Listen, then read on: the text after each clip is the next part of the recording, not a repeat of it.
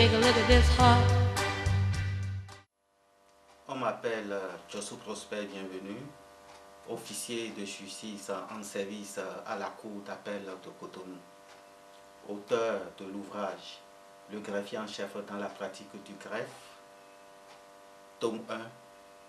Merci. Je suis très heureux de pouvoir animer ces échanges avec votre association. Très sollicité de part et d'autre, je me fais le devoir de contribuer à l'œuvre de la justice de façon modeste. Je commencerai par les préoccupations de Madame Aurélie Demange, suivant l'ordre d'inscription. Madame, souffrez que je réponde à vos questions sans tenir compte de leur numéro d'ordre pour tenir dans une rigueur de développement. Question numéro 3. Le greffe est-elle une institution incontournable dans le dispositif judiciaire béninois? D'après la loi numéro 2001-37 du 27 août 2002 portant organisation judiciaire en République du Bénin, toute juridiction est animée par 3 personnages clés, à savoir le président de la juridiction, le procureur général ou le procureur de la République près la dite juridiction, le greffier en chef. Au terme des dispositions de l'article 38 de la loi portant organisation judiciaire du Bénin, les tribunaux de première instance comprennent un président, un ou des vice-présidents, un ou des juges d'instruction, des juges, un procureur de la République, des substituts, un greffier en chef et des greffiers. Il en est de même des cours d'appel et des cours d'assises du Bénin. Article 62 de la même loi. Cette trilogie judiciaire, présidence, parquet, greffe, est la clé de voûte de tout fonctionnement correct d'une juridiction. Le magistrat Saturnin Afaton, qui a préfacé le tome 1 du livre Le greffier en chef dans la pratique du greffe, a librement exprimé ce qui suit. Je cite: le juge ne peut tout faire seul, pas plus que le justiciable ou l'usager ne saurait raisonnablement le lui demander.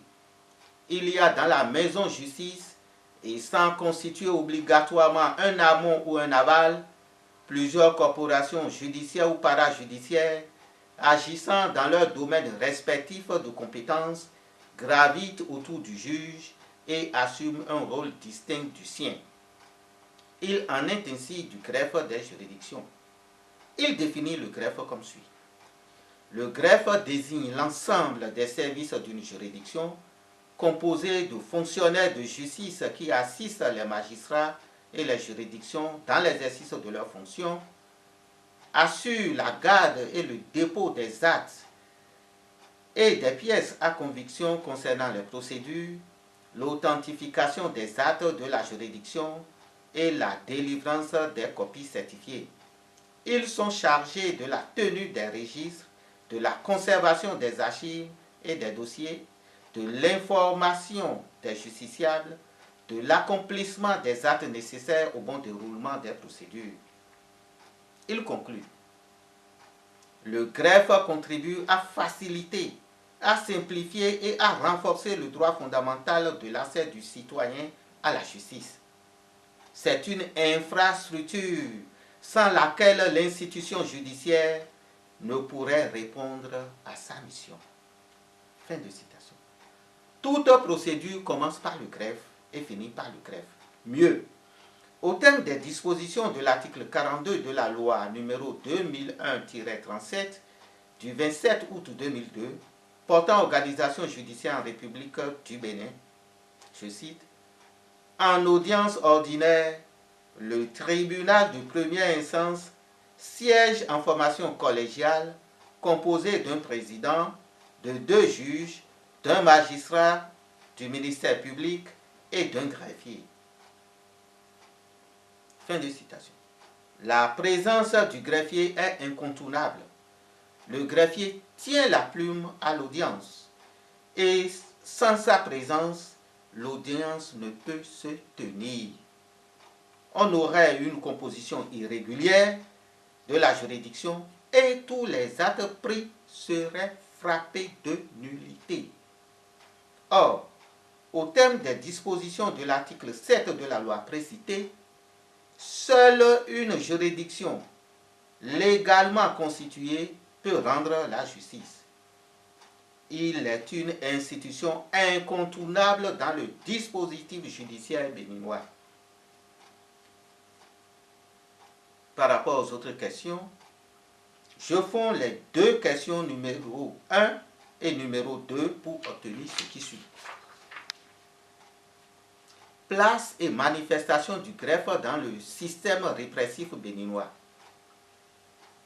Le système répressif béninois est essentiellement tributaire du système répressif de la métropole, c'est-à-dire la France, avec ses différents textes hérités en matière pénale. Pour preuve, le Bénin ne s'est pas encore doté de son propre code pénal. Il utilise toujours le code pénal bouvené, applicable en Afrique occidentale française, AOF. Si la France a pu opérer plusieurs réformes jusqu'à la spécialisation des magistrats et des greffiers pour avoir par exemple le greffe correctionnel, il n'en est pas de même au Bénin. La spécialisation des greffiers béninois n'est pas encore la préoccupation de l'État béninois, bien que cela soit prévu dans les textes.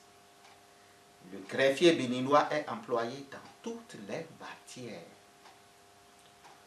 On avait cru qu'avec l'avènement de la chaîne pénale, on gagnerait du temps et en énergie physique dans le traitement des dossiers. Le greffier béninois intervient en matière pénale au cabinet d'instruction, au parquet et au greffe pour la tenue des audiences, des diligences et pour donner satisfaction aux usagers dans les greffes de prison et dans les greffes de prison. Le greffe est présent partout, même dans certaines institutions telles que la Cour constitutionnelle, la Haute Cour de justice. Le greffe est certes une structure du siège, lequel exerce un contrôle sur son fonctionnement. Cependant, il est indéniable que des manifestations du greffe s'observent dans les deux autres structures, à savoir la présidence, le parquet général ou le parquet d'instance. C'est la structure du parquet qui nous intéresse, ainsi que le cabinet d'instruction et la chambre d'accusation de la cour d'appel. L'immensité des tâches qu'abat le greffier dans le système répressif béninois nous oblige à avoir une démarche synthétique. Au parquet d'instance, le greffier aide le procureur par ses fiches, depuis les procès-verbaux d'enquête préliminaire, procès-verbaux d'interrogatoire de flagrant délit, jusqu'à l'après des cédules de citation, et assure les diligences relatives à la mise en état des dossiers correctionnels devant passer à l'audience. Il est à préciser que ce n'est pas le greffier qui signe les actes, mais les soumet à signature. Si le procureur envoie le dossier en information, c'est-à-dire dans un cabinet d'instruction, le greffier d'instruction renseigne les différents registres, prépare le dossier et son double, tient la plume lors des différents interrogatoires, première comparution et interrogatoire au fond, confrontation, etc. La mise en forme des ordonnances prises, sa communication aux parties et en cas d'appel contre une ordonnance, apprête et envoie le dossier en appel. Les différentes prorogations du mandat et leur communication aux parties. Lorsque le dossier est clôturé, le greffier le met en état de transmission. Advenu le jour de l'audience, le greffier est encore présent. Il classe les dossiers suivant le rôle d'audience, classe les différentes pièces transmises. Il tient la plume à l'audience et met à la disposition de la juridiction les différents scellés. Ce dernier a plus de liberté dans la prise de notes que le greffier d'instruction, qui fait presque son travail sous la dictée du juge d'instruction. Lorsque la décision est rendue, le greffier écrit le jugement ou l'arrêt, le fait signer et fait délivrer grosse ou copie. au Bénin. Il établit les pièces d'exécution et participe à leur mise en exécution. Il est l'alpha et l'oméga de la conduite du procès pénal. Le greffier béninois tient une place prépondérante dans le système répressif béninois. Pour répondre à la question numéro 4, qui est la suivante, est-il détenteur d'un pouvoir propre, spécifique en la matière? Une grande discrétion caractérise les actes accomplis par le greffier. Il détient en général un pouvoir qui lui est propre, mais pas uniquement en matière répressive. Nous savons tous ce qui suit. Le greffier doit prendre note sur sa propre initiative de certains faits, déclarations et actes, ou sous la direction du président de certaines déclarations. Aucune partie au procès n'a le droit d'enjoindre au greffier de noter ces déclarations. Le procureur de la République ou le procureur général, les parties au procès, les conseils des parties ne peuvent jamais intimer l'ordre au greffier de mentionner quoi que ce soit. Le greffier prend utilement note et a le pouvoir de libre appréciation absolue. Et en cas de difficulté, ces notes priment sur celles du président ou du magistrat. Nous assistons les magistrats, mais nous ne sommes pas dans une situation de dépendance absolue. En cas de besoin, sur sollicitation d'un conseil, il multiplie et authentifie les pièces d'un dossier pénal, et ce, surtout en matière d'assises. Il établit les pièces d'exécution. Il délivre expédition ou grosse de la décision rendue. Seul le greffier en chef ou son intérimaire nommé a le pouvoir d'apposer la formule exécutoire sur les décisions de justice ou sentences arbitrales. Mais le greffier n'a pas le pouvoir exceptionnel de rendre justice dans le cadre de justice de proximité, comme dans certains pays d'Afrique, pour les affaires de moindre importance, comme au Cameroun.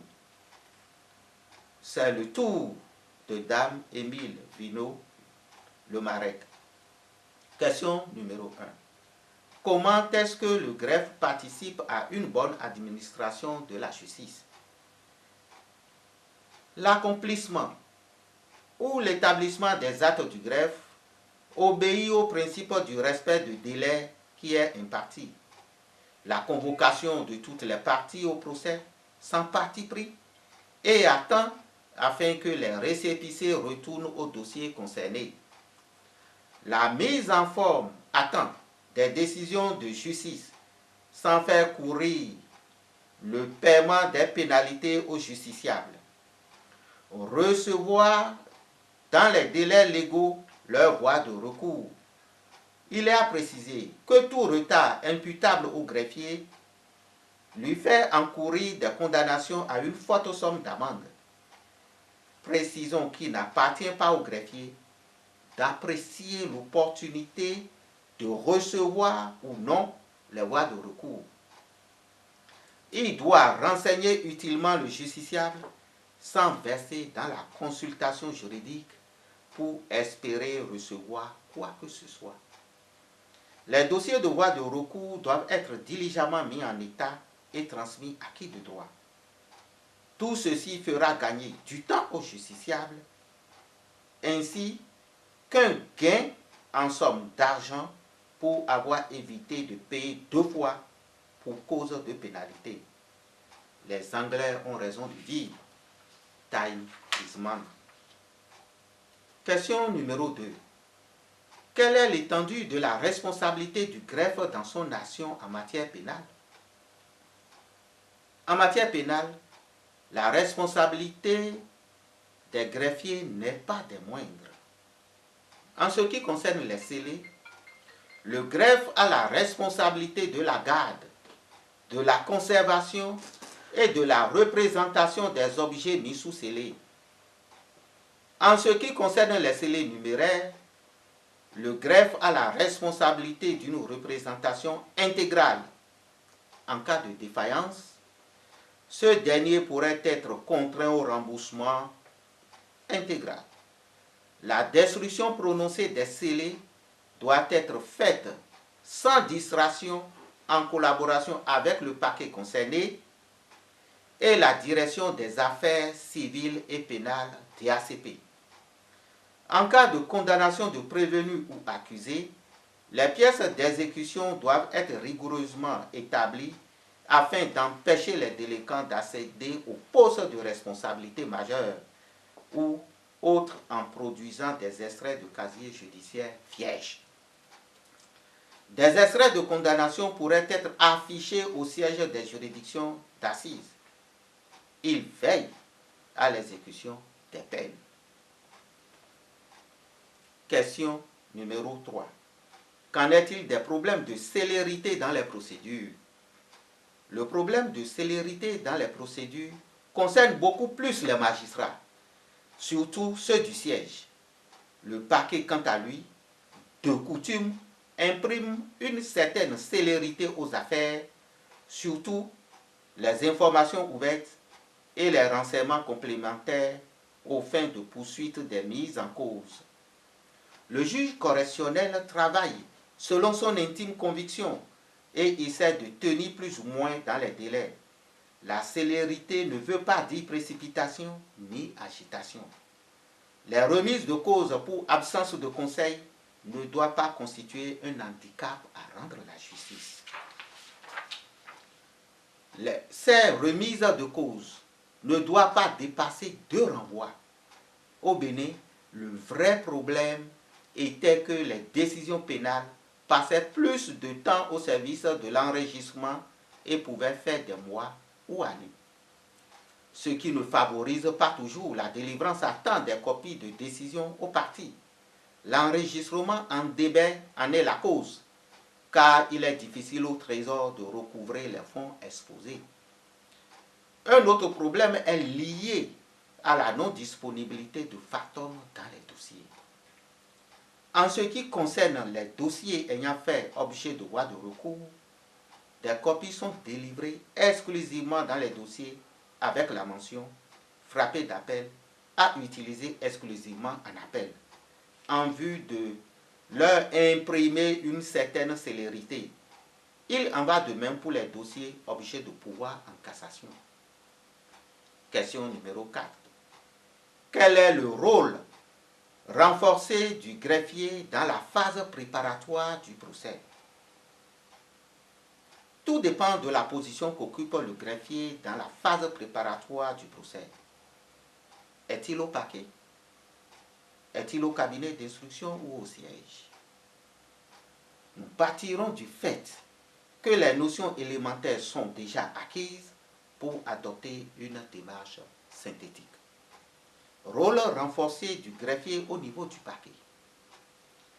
Le greffier peut être sollicité pour assurer l'enregistrement des plaintes, dénonciations, procès-verbaux d'enquête ou de contravention émanant des officiers de police judiciaire, la tenue de tout registre relatif à ces divers documents suivant leur nature, la préparation matérielle des actes relatifs aux solutions données, aux requêtes ou aux procédures, soit transmis, soit faire retour aux officiers de police judiciaire, correspondance au procureur général après les cours d'appel ou à d'autres magistrats ou administrations, convocation au procès-verbaux de notification, de classement sans suite. Rôle renforcé du greffier à l'instruction. Cette question est semblable à la question numéro 2 posée par Maxime Touveux. Quel est le rôle du greffier dans la phase d'instruction? Le greffier qui assiste le magistrat instructeur est appelé greffier d'instruction. Il joue un rôle très important dans le cabinet d'instruction. Au terme des dispositions de l'article 87 du Code de procédure pénale, l'essentiel de son rôle se résume à ce qui suit. Il assiste le juge d'instruction dans les actes de procédure. Il établit une copie de tous les actes de la procédure qu'il certifie conformes à l'original. Il doit inventorier toutes les pièces de la procédure. Il doit coter et parapher toutes les pièces du dossier, et ce, au fur et à mesure de leur réception par le juge d'instruction. Il doit certifier conforme les exemplaires du dossier reproduits pour assurer la transmission du dossier en cas de besoin. Il doit veiller à la constitution du dossier, la mise du dossier à la disposition des conseils. Il s'occupe de la convocation des parties, de la mise en forme et de la saisie des décisions. Il fait lire les parties ou donne lecture aux parties de leurs déclarations avant la signature des procès-verbaux et relatifs et de la teneur de tout document auquel elles doivent prendre connaissance. Réponse aux questions de Maxime Douveux.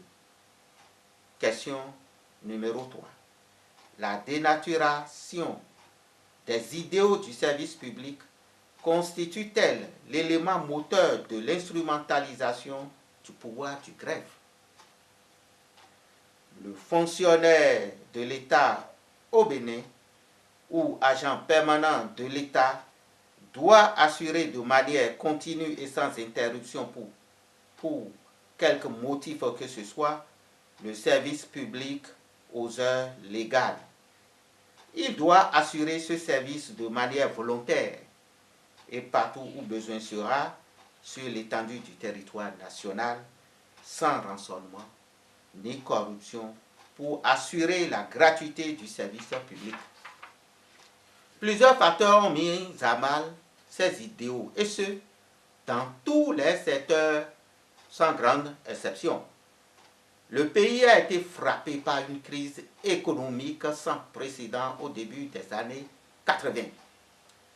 Les salaires des fonctionnaires de l'État n'avaient pas été payés pendant plus de 10 mois, à la fin des années 80. Le gel des avantages au niveau du ministère des Finances et de l'Économie. Bref, la faillite ou la démission de l'État. Tous ces problèmes ont engendré le rançonnement, l'absentéisme pour s'occuper d'autres affaires, la corruption généralisée et la fraude. Le phénomène a frappé de plein fouet le secteur de la justice.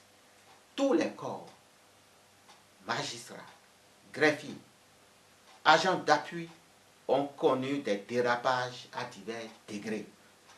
Il a été institué de manière officielle une liste d'actes désormais payables, même si certains sont demeurés gratuits au sein des greffes.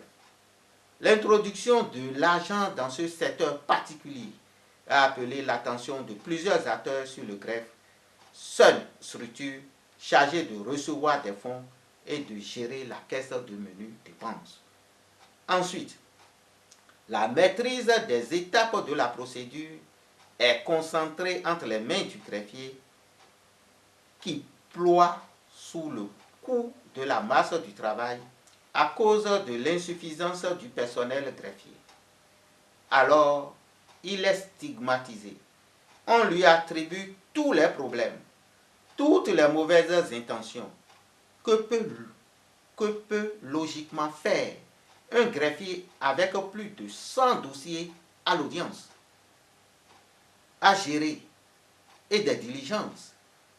Il est stressé, devient parfois nerveux, connaît quelquefois de retard dans la préparation des dossiers, ce qui a des conséquences sur le déroulement du procès pénal. Question numéro 4. Exposé du principe de la gratuité de la justice. Au terme des dispositions de l'article 6 de la loi numéro 2001-37 du 27 août 2002 portant organisation judiciaire en République du Bénin. Je cite, « En République du Bénin, la justice est gratuite sous les seules réserves des dispositions légales et réglementaires concernant les frais de justice, les droits de timbre et d'enregistrement, l'État assure l'effectivité de la gratuité de la justice. En matière pénale, à première vue, on pourrait croire que la justice n'est pas gratuite au Bénin. Gratuité au regard du simple plaignant. Pour un justiciable lambda, quand il porte plainte au procureur de la République, il attend qu'on le convoque pour la suite. Il ne perd rien au trésor ni à la juridiction. Le procureur enclenche la procédure qui va à son terme sans que le justiciable ne donne aucun sou. Si le mis en cause est condamné, quelques frais appelés frais de justice sont mis à sa charge, y compris les frais de timbre et d'enregistrement de la décision intervenue. S'il n'est pas condamné, les frais sont mis à la charge du trésor public. Il faut noter que tous les frais des actes de procédure, depuis l'enquête préliminaire au procès verbal d'interrogatoire de flagrant délit, mis à la charge de l'État. Ce justiciable ne sait pas que tout acte a un coût. Quant au condamné, la justice est également gratuite à son égard. Il n'a pas à faire face à l'intégralité des fonds engagés par l'État dans le procès pénal, mais il doit juste payer une somme forfaitaire appelée frais de justice en dehors des frais d'enregistrement et de timbre. Précisons que tout est fait en débet. Cas de citation directe ou plainte avec constitution de partie civile. Ces deux modes de saisine sont utilisés par les demandeurs qui ont pleine conscience qu'ils feront face à des frais. Le requérant fait face aux frais introductifs d'instance. Il utilise le service de l'huissier de justice, qui n'est pas gratuit. Citation directe, dénonciation de citation à parquet. Ensuite, pour couvrir les frais de procédure, le juge lui fixera le paiement d'une consignation de somme à payer entre les mains du greffier en chef de la juridiction concernée pour la recevabilité de sa requête. En cas de plainte avec constitution de partie civile, le juge d'instruction fixe une consignation à payer par le requérant entre les mains du greffier en chef de la juridiction. Dans les deux procédures, en cas de non-paiement des dites consignations, les requêtes sont déclarées irrecevables. Malgré cela, bien que cela semble éprouvant pour les parties demanderesses, la formation du jugement tient gratis son audience. La formation du jugement tient gratuitement son audience. Ce que cela veut dire. Pour confirmer nos propos et s'en convaincre, prenons une audience foraine devant se tenir dans l'une des communes du Bénin. Le texte applicable est le décret numéro 2012-143 du 7 juin 2012 portant frais de justice criminelle, correctionnelle et de police. Sont concernés par l'audience le juge, le procureur, les juges assesseurs dans certains cas, le greffier d'audience, l'interprète en cas de besoin, les gendarmes devant assurer la sécurité de la formation, le conducteur du véhicule administratif. Tous ont droit à la perception d'une prime, même si le rôle ne comporte qu'un, deux ou plusieurs dossiers. Les sommes sont énormes. Tout s'élève à une sacrée somme d'argent qu'on ne met jamais à la charge des parties, demanderesses ou défenderesses. La justice est gratuite à l'égard de toutes les parties. Nul ne peut porter entorse à ce principe de gratuité au risque de se voir coller un procès de la part de celui sur qui on met les 10 frais. Question numéro 1. quelles sont les entraves à l'exigence de la consignation. Au terme des dispositions de l'article 91 du Code de procédure pénale, je cite, « La partie civile qui met en mouvement l'action publique doit, si elle n'a pas obtenu l'assistance judiciaire et sous peine de non-recevabilité de sa plainte, consigner au greffe la somme présumée nécessaire pour les frais de procédure. Cette somme, ainsi que le délai d'acquittement qui ne saurait excéder 45 jours, sont fixés par ordonnance du juge d'instruction avant transmission de la plainte au procureur de la République pour les réquisitions.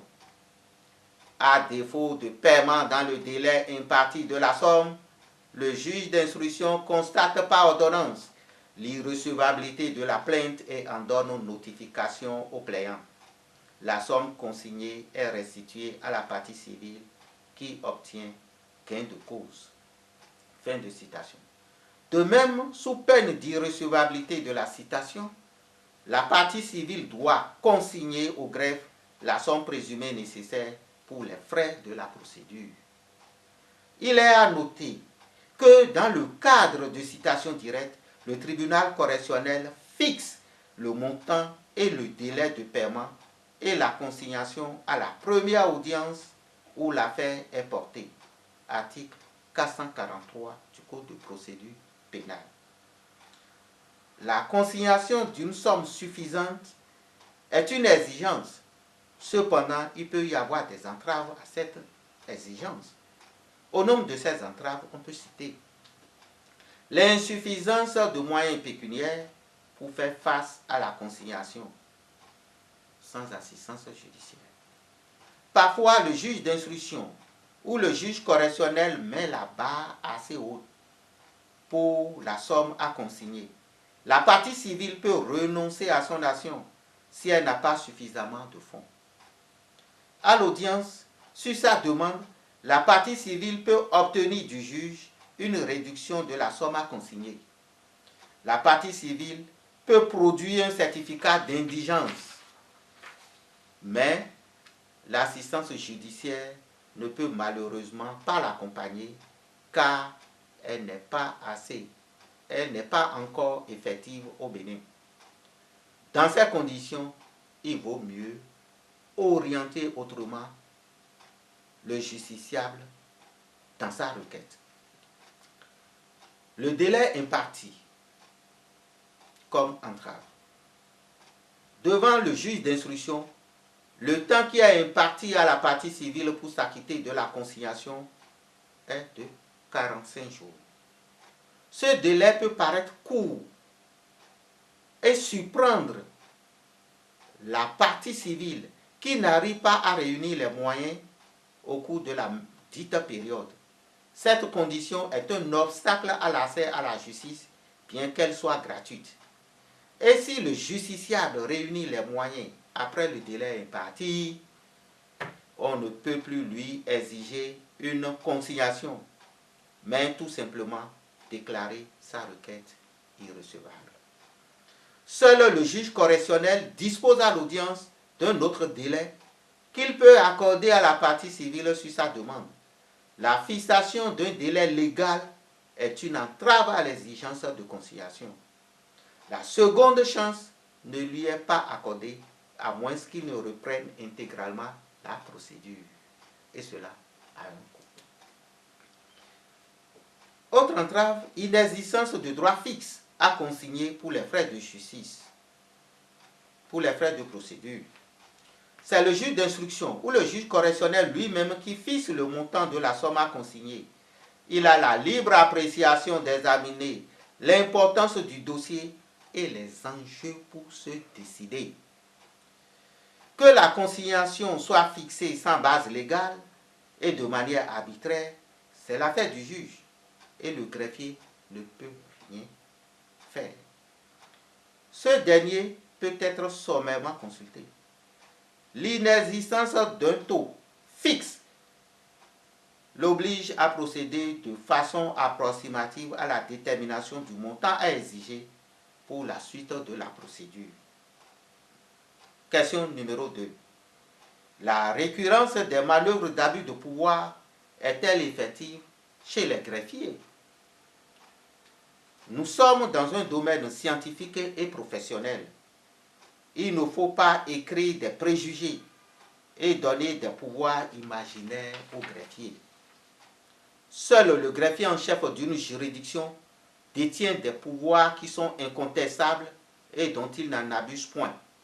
On peut citer le pouvoir de certification des actes, le pouvoir de scellement de bâtiments, le pouvoir de scellement d'objets, le pouvoir de commandement par la plume, c'est-à-dire apposition de la formule exécutoire. Le reste tient au comportement du greffier.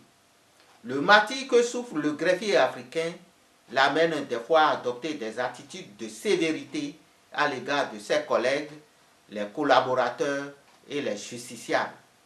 Les heures de visite sont réglementées, les heures de diligence également. Cependant, une certaine faveur est accordée aux clercs des huissiers et d'avocats.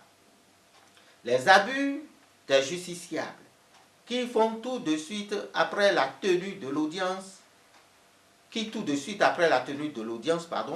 assaillent le greffier sans lui laisser le temps de rentrer au bureau, de déposer sa robe d'audience et tenir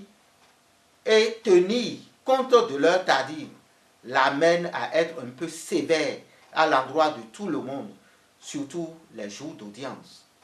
N'oublions pas qu'il a prêté serment de loyalement remplir ses fonctions et d'observer en toutes circonstances les devoirs qu'elles imposent. Question numéro 3.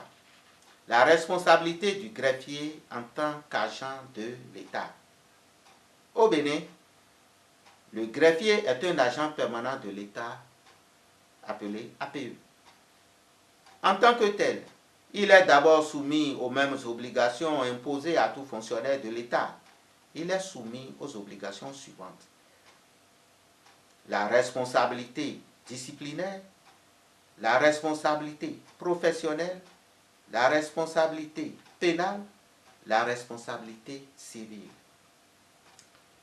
Tous les corps sont soumis à des sanctions disciplinaires.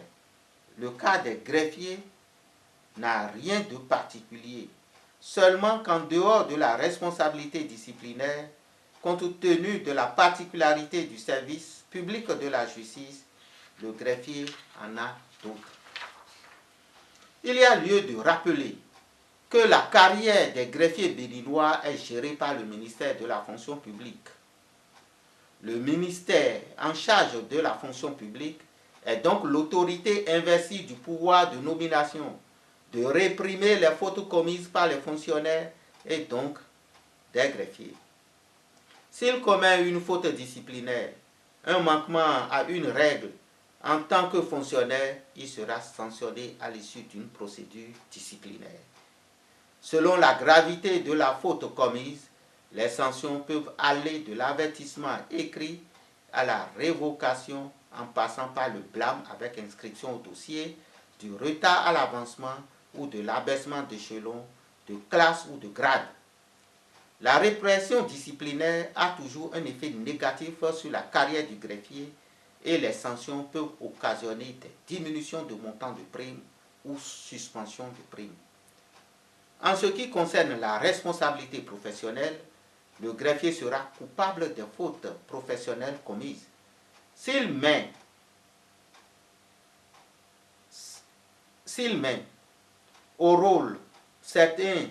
omet de mettre certains dossiers au rôle, alors que les détenus ont été régulièrement convoqués et sont présents dans la salle, la cour ou le tribunal suspend l'audience pour compléter le rôle initial par un rôle additif. Les dossiers réguliers d'audience confondus à ceux de prescription et envoyés dans les dossiers d'archives sont autant de fautes professionnelles. Pour les greffiers en chef, par exemple, le fait de ne pas changer les anciens billets de banque, objet de scellé numéraire, en de nouveaux billets de banque ayant cours légal. Le greffier en chef peut être amené par l'administration judiciaire à faire face à sa responsabilité en procédant à une représentation intégrale des défunts. Toute négligence de sa part dans l'accomplissement de sa fonction est sévèrement sanctionnée. Le greffier peut être poursuivi en cas de commission d'infractions telles que la soustraction frauduleuse de pièces dans un dossier, la soustraction d'objets placés sous scellé, la corruption, la violation du secret professionnel, le rançonnement en cas de délivrance de copies de décision sans signature de la minute. Dans ce cas, on est considéré comme des faussaires et traité comme tel. Il sera poursuivi après rapport du chef de la juridiction adressé au ministre de la Justice pour avis de poursuite. Il fera l'objet d'une procédure pénale régulière tout comme tout citoyen. En outre, une responsabilité civile pèse également sur lui. Il peut être condamné à payer des amendes énormes en cas de retard dans la transmission des dossiers de voie de recours vers les instances supérieures. Question numéro 4. Quels sont les rapports entre le greffier et son service dans le suivi des procédures pénales? Le greffier n'a pas simplement pour rôle d'assister le juge ou de tenir la plume à l'audience. Après le procès, le greffier accomplit les tâches qui permettront à la décision de devenir exécutoire. Lorsque la décision a fait l'objet de voie de recours, il constitue le dossier de voie de recours avec compétence et dextérité en vue de la transmission du dit dossier à l'instance supérieure. Nous notons alors deux grandes phases dans le suivi des procédures pénales. La rédaction des qualités du jugement. Les qualités constituent la partie introductive d'un jugement. Elles indiquent la juridiction qui a statué, la date à laquelle la décision a été rendue et précisent que la dite décision a été rendue en audience publique. Les qualités d'une décision donnent au lecteur un aperçu général sur le litige et les parties au procès. Elles renseignent sur l'adresse, l'identité précise, la qualité des parties, la nature du litige, les noms et prénoms du juge, du représentant du ministère public, du greffier et éventuellement de l'interprète. Elles renseignent également sur les noms, profession, domicile des parties, l'acte introductif d'instance et le dispositif des conclusions. Pour rédiger les qualités, le greffier doit rechercher dans les pièces du dossier les renseignements nécessaires et surtout de veiller à vérifier dans le plumitif si le tribunal est régulièrement composé. Dans le cas contraire, la décision sera frappée de nullité. Lorsque le jugement est rendu sur le siège, les motifs qui sont en principe l'œuvre du juge sont soit dictés au greffier par le juge, soit rédigés sur du papier et remis quelques jours après l'audience au greffier. En cas d'exercice de voie de recours par l'une des parties au procès, le greffier, après cette délicate tâche, doit apporter le dossier d'appel ou de pourvoi en cassation désigné par constitution de dossier. Dans le cas où cette tâche est confiée à un assistant du greffe et parquet, le greffier doit suivre cette phase de préparation qui est des plus délicates. La constitution du dossier de procédure. La constitution d'un dossier de procédure est une tâche très délicate qui requiert une expertise avérée et de dextérité. Le greffier est celui qui a le plus la maîtrise de la méthode de constitution des dossiers de procédure. L'essentiel du travail tourne autour de trois grands axes, à savoir le liassage du dossier, le numérotage et l'inventaire des pièces, le ficelage du dossier. Le liassage du dossier pénal. Le liassage est le classement et la répartition des pièces en plusieurs liasses dans un dossier de procédure. Au Bénin, Les dossiers sortis du cabinet d'instruction font l'objet de liassage en 4 côtes, à savoir côte A pour les pièces de forme, côte B, renseignement et personnalité, côte C, détention et contrôle judiciaire, côte D, pièces de fond. À l'intérieur de chacune des côtes, il est à retenir que les pièces se classent de manière chronologique. Le numérotage des pièces et l'inventaire. Chaque pièce doit recevoir un numéro distinct. Une série de numéros distincts doit être affectée à chaque liasse. Chaque numéro est précédé d'une lettre. Au Bénin, on peut avoir ce qui suit. Quand on prend côte A, on peut avoir A1, A2, A3, A4, ainsi de suite. Côte B, B1, B2, B3, B4, ainsi de suite. C'est la même chose pour le reste des côtes. Le numérotage des pièces facilite la constitution du dossier de voie de recours et facilite l'établissement de l'inventaire. Il suffira de faire le total des pièces contenues dans les liasses pour arrêter l'inventaire à tel nombre de pièces, signé par le greffier en chef. Le ficelage. Le ficelage consiste à réunir et à perforer par une ficelle dans le coin inférieur gauche les pièces de la chemise du dossier.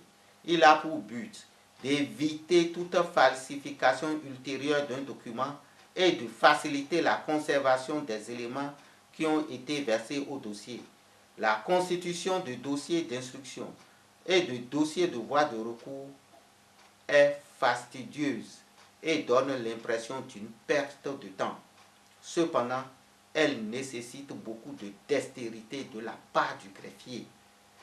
Une petite négligence, mauvais classement des pièces, perte de pièces du dossier a une incidence sur le cours du procès et engage la responsabilité du greffier. Terminons par les réponses aux questions de Michael Touche. Question numéro 1. Quelles sont les implications du secrétariat du parquet dans l'exécution du jugement? L'exécution de décisions de justice en matière pénale relève de la compétence des magistrats du parquet, mais il faudrait qu'auparavant que la décision soit devenue définitive. Dans les faits, ce sont les greffiers qui veillent scrupuleusement au respect du formalisme qui entoure l'exécution de la peine d'emprisonnement ou de la peine de mort qui n'est plus prononcée au Bénin, le recouvrement des amendes et des dépenses dues à l'État. L'emprisonnement est une peine privative de liberté à temps ou à perpétuité, pendant laquelle le condamné est astreint au travail, sauf décision contraire dûment motivée du juge. Pour garantir l'exécution de la peine d'emprisonnement, le greffier du parquet tient, sous le contrôle du procureur de la République, un registre appelé registre d'exécution des peines. Le greffier note dans ce registre toutes les décisions portant condamnation à l'emprisonnement ou à l'amende et toutes les diligences conduisant à l'exécution des dites condamnations. Il est dit que ce registre doit être tenu avec soin, car il est d'une importance capitale et sa bonne tenue peut éviter des erreurs dans l'exécution des peines.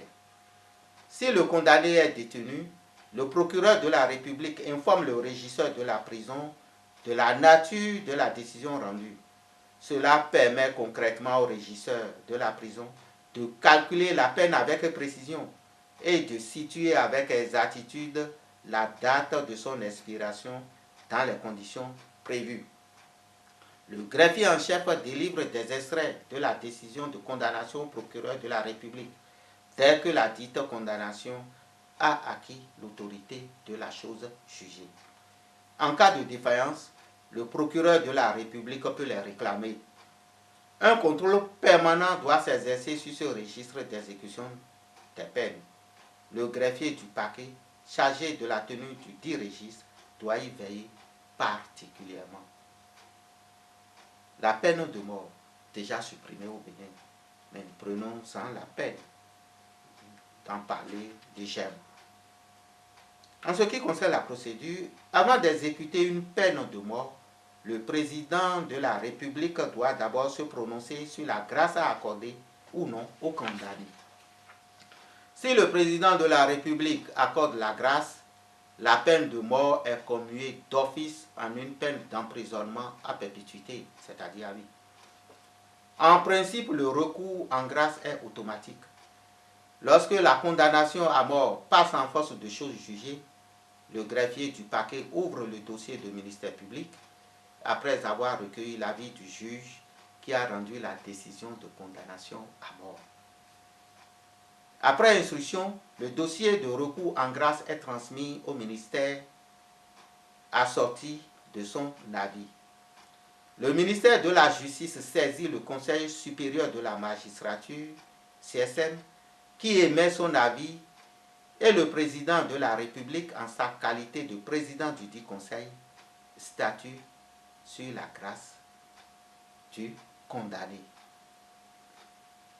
Si le président de la République rejette le recours en grâce, la décision de rejet est transmise pour exécution par la cour d'appel dans le ressort de laquelle le condamné est détenu. L'exécution doit avoir lieu dans les délais les plus courts.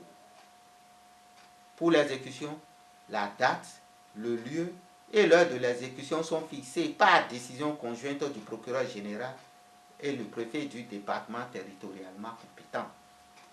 Ce dernier prend toutes les mesures de sécurité nécessaires, notamment en réquisitionnant la force armée qui doit assurer l'exécution de la sentence.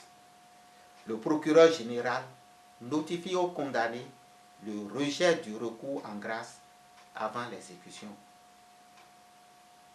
Elle tend à disparaître au Bénin.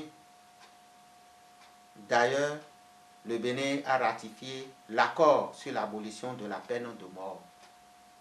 En effet, les personnalités suivantes sont désignées pour suivre l'exécution du condamné. Le procureur général ou l'un des substituts du parquet, le greffier désigné par le procureur général, un ministre de culte auquel appartient le condamné, désigné par le procureur général, le personnel nécessaire à l'exécution et au maintien de l'ordre public, peloton d'exécution, le ou les défenseurs du condamné dûment avisés de l'exécution par le procureur général pour assister à l'exécution, même non publique. L'exécution ne doit pas avoir lieu les dimanches et les jours fériés. Il faut noter que c'est le greffier qui rédige le procès verbal d'exécution qui est signé par le procureur général, le médecin et par lui-même. Ce procès verbal doit obligatoirement mentionner le nom du condamné, les références exactes de l'arrêt de condamnation et la décision de rejet du recours en grâce, les actes, lieux et heure de la notification du rejet du recours en grâce au condamné, le mode d'exécution, les dates, lieux, heure de l'exécution. Le greffier est retenu, le greffier requis est tenu 1. De notifier à l'officier d'état civil compétent une expédition du dit procès verbal aux fins d'établir l'acte de décès du condamné. 2. D'afficher une expédition de procès verbal d'exécution pendant 8 jours à la porte de la prison où le condamné était détenu. 3. De dresser un procès verbal distinct des éventuelles déclarations du condamné et s'il y a lieu, les incidents ayant éventuellement marqué l'exécution. Ce procès verbal est signé par le greffier et le procureur général ou son substitut désigné. Passons à présent à la question numéro 2 de Michael Touche. Quels sont les rapports entre le greffier et le justiciable quant à la délivrance de certaines pièces? Le greffier dans l'accomplissement de ces tâches courantes, est également sollicité directement par le justiciable, soit pour des conseils, soit pour l'obtention de certaines pièces. Le justiciable peut avoir besoin des pièces telles que le procès verbal d'enquête, les extraits de plumitif, les certificats de non-opposition ni appel, les attestations d'appel, les attestations de pouvoir ou non-pouvoir, les extraits de décision, etc. Pour la délivrance de PV d'enquête, le justiciable qui a besoin de copies de PV d'enquête s'adresse au greffier. Le greffier l'aide à adresser une requête pour obtenir l'accord du procureur de la République aux fins de délivrance. En cas d'avis favorable, le dossier est mis à la disposition du greffe pour donner satisfaction au justiciable. Pour délivrer toutes ces pièces, le greffier doit faire des diligences. Parfois, il est confronté à de dures réalités de terrain et il est obligé d'exhorter le justiciable à la patience. La délivrance de ces actes a un coût. Le greffier ne reçoit pas de l'argent. Il oriente le justiciable vers la caisse pour payer le coût de la prestation et ramener le reçu. Le double du reçu est collé à l'acte délivré. La délivrance de chaque pièce est assortie d'un délai. Tout paraît un peu compliqué si le justiciable sollicite la délivrance d'une grosse ou copie de décision. Il va falloir que le greffier soit courtois, patient et diligent à l'endroit du justiciable. La première difficulté est que même si la minute de la décision pénale est signée, il faut convaincre le justiciable que la loi fait obligation d'enregistrer d'abord la dite décision au service des domaines avant toute délivrance. Souvent, il y a de malentendus quand l'enregistrement de la décision dure pendant des mois, voire années, au service des domaines. Des soupçons naissent et le justiciable se plaint au greffier en chef qui gère la situation avec le greffier correctionnel. Il est important de préciser que lorsque la minute de la décision pénale est revenue du service des domaines, le greffier passe à la phase de la saisie et établit la grosse. Elle est une expédition revêtue de la formule exécutoire. Elle porte sur la première page l'intitulé grosse. Elle est minutieusement collationnée, conforme à la minute. Elle porte la mention au nom du peuple béninois, car la justice est rendue au nom de ce peuple. La grosse porte également les mentions de référence de l'enregistrement du service des domaines, ainsi que le coût de l'acte. C'est une obligation légale. Enfin, la grosse est assortie de la formule exécutoire et commence par « En conséquence, la République du Bénin mande et ordonne à tout huissier ou agent légalement habilité sur ce requis de mettre le dit arrêt ou jugement à exécution aux procureurs généraux près les cours d'appel, aux procureurs de la République près les tribunaux de première instance d'y tenir la main, à tout commandant et officier de la force publique de prêter main forte lorsqu'ils en sont requis, en foi de quoi le présent arrêt ou jugement a été signé par nous, Maître Jossou Prosper Bienvenu, greffier en chef de la Cour d'appel de Cotonou, pour lui servir de titre exécutoire, conformément aux dispositions de l'article 769 du Code de procédure civile. Il est important de préciser que si la première grosse a été égarée ou détruite pour quelque motif que ce soit, sans être exécutée, la partie qui veut obtenir la délivrance d'une seconde grosse doit adresser une requête au président de la juridiction qui a rendu la dite décision. Le président prend une ordonnance autorisant le greffier en chef à délivrer une seconde grosse. La mention de cette ordonnance est portée au bas de la minute de la décision et au bas de la seconde grosse. Il n'est pas indiqué de mettre la formule exécutoire sur une autre feuille et la graffer à la décision. Ce n'est pas du tout prudent. Le justiciable de mauvaise foi peut l'utiliser à d'autres fins. Question numéro 3. Quels sont les problèmes spécifiques liés au personnel et aux lenteurs dans la rédaction des décisions de justice? Ceci pose d'abord le problème de formation et de compétences, de recrutement de personnel en quantité et en qualité. Le Bénin, à l'instar des autres pays de l'Afrique occidentale française, AOF, n'a pas l'habitude de former ce qu'on appelle des secrétaires juridiques. Au moment où j'étais enseignant au CADMES+, collège privé, je donnais des cours dans la filière secrétariat juridique. Ce qui est curieux, on trouvait dans la dite filière les élèves de nationalité étrangère, les Gabonais, les Congolais, etc.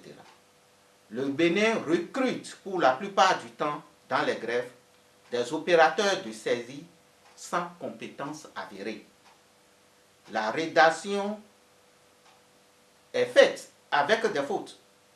Les opérateurs de saisie ne sont pas habitués aux thèmes juridiques et autres tournures de droit. Le même texte est corrigé à plusieurs reprises par le greffier, puis par le juge président de l'audience.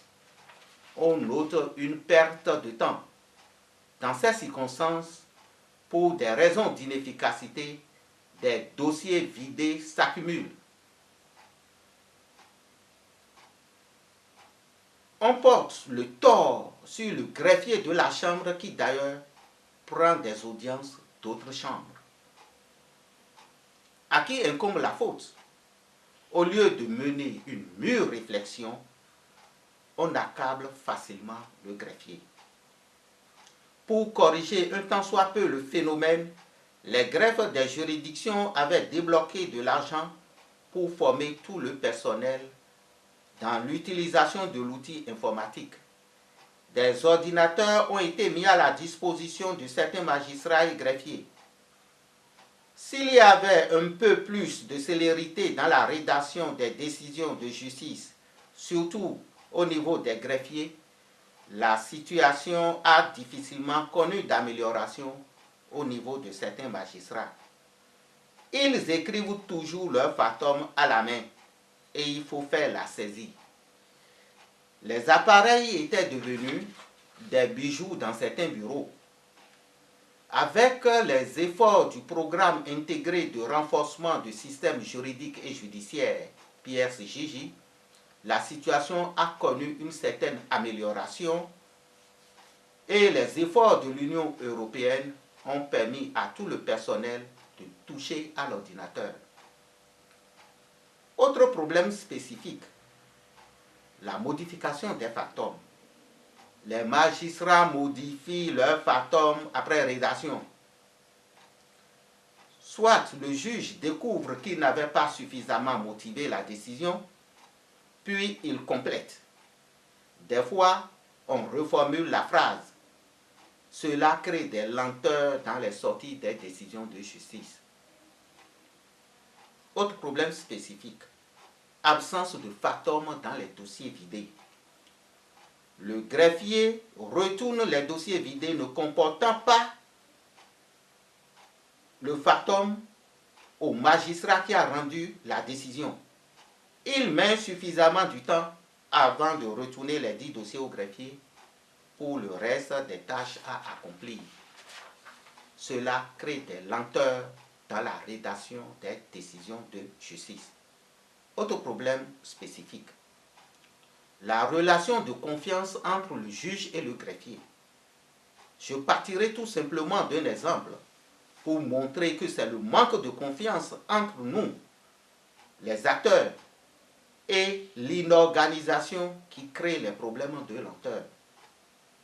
Le président de la chambre d'accusation de la cour d'appel de Parakou a l'habitude de saisir sur ordinateur portable les fantômes de ces dossiers qu'il copie sur une clé. Pendant une longue période, la cour a renvoyé pour les diligences du greffe.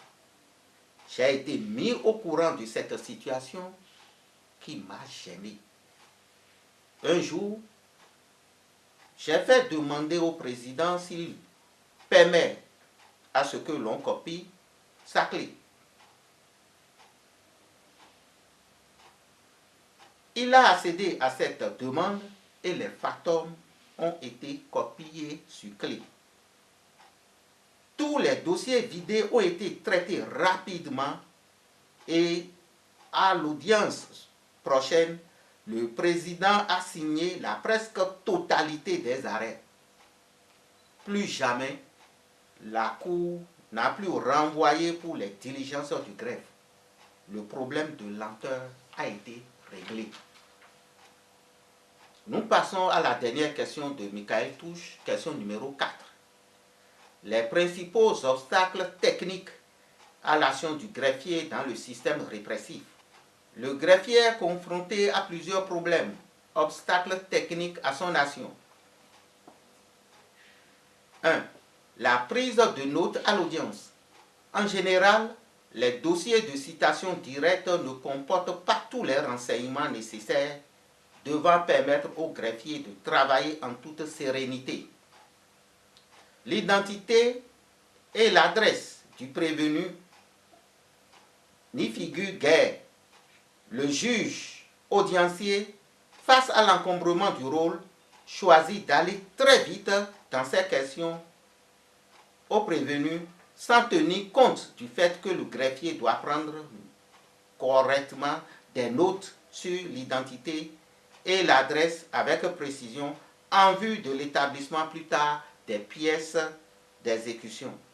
Le juge pose rapidement des questions au prévenu sur son identité. Le greffier audiencier, pour vite aller aussi et coller à la réalité, mais identité vérifiée. La conséquence est qu'il est difficile d'établir le casier judiciaire et de parvenir à faire appréhender certains prévenus en cas de nécessité. Absence d'adresse ou adresse imprécise ou insuffisante. L'équipement nécessaire pour bien faire le travail.